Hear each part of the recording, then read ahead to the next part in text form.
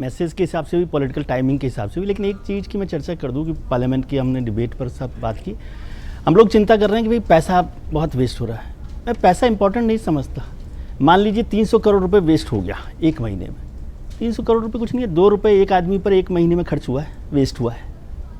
Important पैसा नहीं है, इंपॉर्टेंट है कि जिस काम के लिए आपको भेजा गया, क्या काम आप वो कर रहे हैं कि नहीं कर रहे। पार्लियामेंट का पहला काम है लॉ मेकर्स का, कानून बनाने का काम है।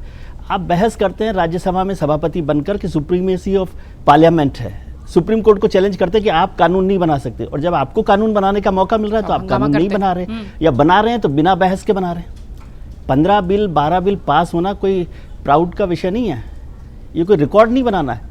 एक भी बिल हो, एक भी बिल ढंग से पास हो जिस पर पूरी चर्चा हो, देश भर के लोगों पर उसका असर पड़ता है, वो महत्वपूर्ण है। अमेंडमेंट्स आते हैं, उन पर चर्चा हो, सारी बातें होती है, तो उससे बहुत सारी चीज़ें नहीं भी लागू करके आप उस बहस को विस्तार देते हैं, उस विषय को। अब जैसे ये बिल है, ये बिल एक पॉलिटिकल मैसेजिंग के लिए भी है कि जब देश भर में बात चल रही हो तो सरकार ने मैसेज दिया है पॉलिटिकल मॉरलिटी का, कि भाई राजनीति में भ्रष्टाचार नहीं हो, इस पर चर्चा होनी चाहिए। जो गांधी कहा करते थे कि लोकतंत्र में लोकलाज जरूरी है, तो लोकलाज होती है पॉलिटिकल मॉरलिटी। अब उस पॉलिटिकल मॉरलिटी पर ये बिल लेकर आए गए इस बहाने से कि भाई इसको काम करना चाहिए। लेकिन ये देश पॉलिटिकल मॉरलिटी से नहीं चलता, कॉन्स्टिट्यूशनल मॉरलिटी से चलता है। कॉन्स्टिट्यूशनल मॉरलिटी क्या कहती है और इसका एक्सपीरियंस क्या कहता है। सरकार को ये बिल लाना चाहिए, बहुत अच्छी बात है, इसमें भी कोई बात नहीं कहेगा। सब लोग कहेंगे भाई जेल में जाकर क्यों कोई सरकार चलाए। हालांकि केवल ये किस्सा एक ही आया अरविंद केजरीवाल का, अब उनके सिर ये हंडिया फोड़ दीजिए। लेकिन मुद्दा वो नहीं है कि उस तरह से किया आपने, उसको बहस को शुरू करना था तो बिल को पहले लेकर आते। कॉन्स्टिट्यूशनल जो आपकी मॉरलिटी है और पार्लियामेंट्री प्रैक्टिसेस है, उसमें क्या कहा जाता है कि बिल को आप 48 घंटे पहले लाएं, ताकि संसद में जो सांसद हैं वो उस पर बहस पढ़ें उसको और उस पर चर्चा कर सकें। लेकिन सरकार तो रिवाइज उसमें लेकर आई है। पता नहीं, रात को 11 बजे वो आया उनका कि पार्लियामेंट की क्या कार्रवाई है, रिवाइज जो बिजनेस होता है उसमें वो आया। तो ऐसी क्या ज़रूरत पड़ी आपको रिवाइज।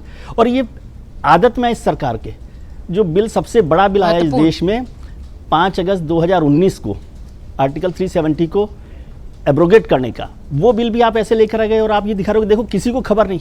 खबर क्या, कोई चोरी का काम थोड़ी हो रहा है। और जो देश में विपक्ष में बैठे हैं वो भी देश के लिए बैठे, ठीक है। तो इतने बड़े बिल को, जिससे आप एक पॉलिटिकल सिस्टम को बदलना चाहते हैं, उस पर ज़्यादा बेहतर डिबेट हो। और सरकार ने अच्छा किया कि जेपीसी में उसको भेज दिया बिल को, अब उस पर चर्चा हो जाएगी, अगले बार आएगा बिल तो उस पर काम होगा। लेकिन इसके साथ जोड़कर देखना चाहिए कि पिछले 10 साल में 193 जो पॉलिटिकल लीडर्स हैं उन पर ईडी के मामले चले, 193, उसमें से 99% अपोजिशन के लीडर्स पर है। उसको छोड़ दीजिए, उसका कन्विक्शन रेट क्या है, केवल 2 केसेस में कन्विक्शन हुआ है, केवल 2 केसेस में 193 में से, ठीक है। अब आपने कहा 30 दिन में हम जेल में भेज देंगे, तो पीएमएलए का कोई भी मामला ऐसा नहीं है जिसमें आपको 30 दिन में जमानत मिल जाए। सत्येंद्र जैन साहब तो 18 महीने जेल में रहे और आपने उनको, सीबीआई ने क्लोजर रिपोर्ट दे दी। तो ये क्या प्राकृतिक न्याय को सपोर्ट करता है या कानून? ये कानून प्राकृतिक न्याय को सपोर्ट कर रहा है क्या? और 30 दिन जेल रखना, मैं आपको एक बात बहुत साफ तौर पे कहता हूँ, ये जुडिशियल प्रोसेस नहीं है। आप कहेंगे कोर्ट करेगा, कोर्ट नहीं, ये एजेंसीज का प्रोसेस है। ऐसे एजेंसी चाहें कहते हैं रिमांड दीजिए, जेल भेज दीजिए, अभी काम नहीं हुआ, इनको प्रतीक्षा जी तो बहुत ताकतवर है, इनको निकालना मत, बाहर कुछ हो जाएगा, चलाते रहिए 30 दिन जेल। 30 दिन तो आज जितने कानून, बड़े कड़े कानून बने हैं टेररिज्म को लेकर, पीएमएलए को लेकर, मनी लॉन्ड्रिंग को लेकर, करप्शन को लेकर, उसमें 30 दिन किसी को भी जेल में रखना यदि आप चाहें तो बहुत आसान काम है। और ये मत समझिए कि सरकार केवल एक, इसलिए कई लोग कहते हैं कि भाई ये तो बीजेपी ने कर दिया, तो ऐसा तो नहीं है। कानून तो एक बार बन जाएगा, बीजेपी की सरकार चली जाएगी तो उन पर भी इसको यूज कर सकते हैं, जैसा हुआ था चिदम्बरम साहब को पता होगा। पीएमएलए का कानून जो है वही लाए थे। तो इसलिए कानूनों को ज़्यादा बहस, ज़्यादा विस्तार के साथ चर्चा करना चाहिए। अगर आप ये वीडियो YouTube पर देख रहे हैं तो हमारे चैनल को सब्सक्राइब कर बेल आइकन दबाएं, और Facebook पर देख रहे हैं तो हमारे पेज को लाइक करें।